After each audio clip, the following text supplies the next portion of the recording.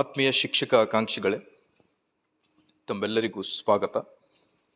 ಇಂದಿನ ಈ ಒಂದು ವಿಡಿಯೋದಲ್ಲಿ ಶಿಕ್ಷಕರ ನೇಮಕಾತಿ ಕುರಿತು ಒಂದು ಲೇಟೆಸ್ಟ್ ಅಪ್ಡೇಟನ್ನು ತಮ್ಮೊಂದಿಗೆ ಶೇರ್ ಮಾಡ್ತಾ ಇದ್ದೀನಿ.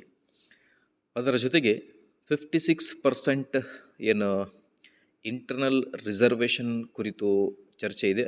ಇವತ್ತು ಅದರ ಕುರಿತು ಹಿಯರಿಂಗ್ ಇತ್ತು. ಅದರ ಕುರಿತು ಕೂಡ ನಾವು ಡಿಸ್ಕಸ್ ಮಾಡ್ತಾ ಬರೋಣ ವೀಕ್ಷಕರೇ.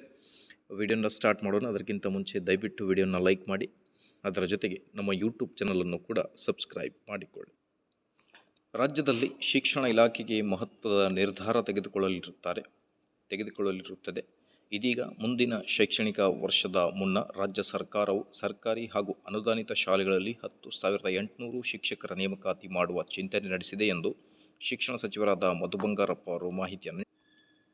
ಶಿಕ್ಷಕರ ಕೊರತೆಯನ್ನು ನೀಗಿಸುವ ಉದ್ದೇಶದಿಂದ ಸರ್ಕಾರವು ಈಗಾಗಲೇ 14,499 ಪೂರ್ಣಾವಧಿ ಶಿಕ್ಷಕರನ್ನು ನೇಮಕ ಮಾಡಿದ್ದು, ಮೊದಲ ಬಾರಿಗೆ 51,000 ಅತಿಥಿ ಶಿಕ್ಷಕರನ್ನು ಸಹ ನೇಮಕ ಮಾಡಿದೆ ಎಂದು ಮಾಹಿತಿಯನ್ನು ನೀಡಿದೆ.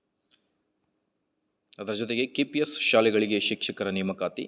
ಕೆಪಿಎಸ್ ಶಾಲೆಗಳ ಗುಣಮಟ್ಟವನ್ನು ಮತ್ತಷ್ಟು ಹೆಚ್ಚಿಸಲು ಉದ್ದೇಶದಿಂದ ಶೀಘ್ರದಲ್ಲೇ ಶಿಕ್ಷಕರನ್ನು ನೇಮಕ ಮಾಡಲು ಕ್ರಮ ಕೈಗೊಳ್ಳಲಾಗುತ್ತದೆ ಎಂದು ಸಚಿವರಾದ ಮಧು ಬಂಗಾರಪ್ಪ ಮಾಹಿತಿಯನ್ನು ನೀಡಿದ್ದಾರೆ.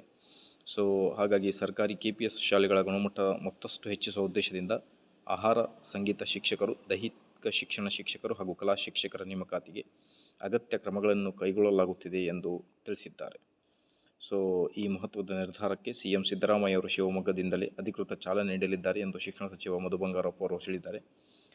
ಹಾಗಾಗಿ ಆದಷ್ಟು ಬೇಗ ಶಿಕ್ಷಕರ ನೇಮಕಾತಿ ಆಗಲಿ. ಇದರ ಜೊತೆಗೆ ಈಗ 56% ರಿಸರ್ವೇಷನ್ ಏನು ಹಿಯರಿಂಗ್ ಇದೆ, ಐ ಥಿಂಕ್ ಆ ಒಂದು ಹಿಯರಿಂಗ್ ಈಗ ನಡೀತಾ ಇದೆ. ಇನ್ನು ಕೆಲವೇ ಕ್ಷಣಗಳಲ್ಲಿ ಏನು ಆಗಿದೆ ಅನ್ನೋದ್ರ ಬಗ್ಗೆ ಮಾಹಿತಿ ಬಂದ್ಬಿಡುತ್ತೆ. ಮುಂದಿನ ವಿಡಿಯೋದಲ್ಲಿ ಆ ಒಂದು ಡೀಟೇಲ್ಡ್ ರಿಪೋರ್ಟನ್ನು ತಮ್ಮೊಂದಿಗೆ ಶೇರ್ ಮಾಡ್ತೀನಿ. Till then please like, share and subscribe. Thank you.